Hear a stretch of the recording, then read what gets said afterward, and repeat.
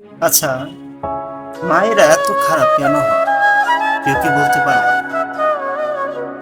তাদের কিসের এত আশা, কিসের এত প্রত্যাশা তাদের সন্তানদের প্রতি? যে সকল কষ্ট নিজে সহ্য করতে রাজি, কিন্তু সন্তানদের কোনো দুঃখ কষ্ট তারা সহ্য করতে পারে না। তারা এত খারাপ কিভাবে হয়? তাদের কি কখনো ক্ষুধা লাগে না? ক্ষুধা কি পায় না তাদের কখনো? সর্বদা সন্তানেরা কি খেলো, কি হালে আছেন, কি করছেন, এসব নিয়ে কেন ব্যস্ত থাকে তারা? তাদের কি জীবন বলতে কিছু নেই? তাদেরকে নিয়ে কি তারা কখনো চিন্তা করতে পারে না? কেন এতটা খারাপ হয় তারা?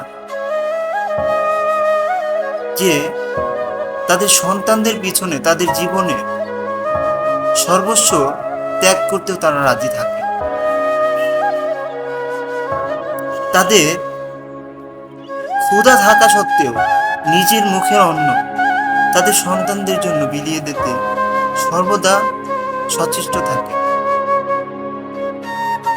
কেন এত খারাপ হয় তারা?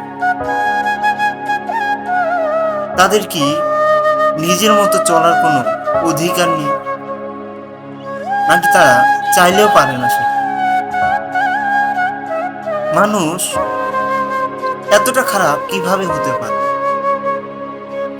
যে কিনা নিজের স্বার্থকে ত্যাগ করে সর্বদা সন্তান কি হালে আছেন, কি করছেন, আমি যদি খেয়ে নিই সে সন্তান কি খেতে পারবে কিনা, এত কিসের চিন্তা থাকে তার?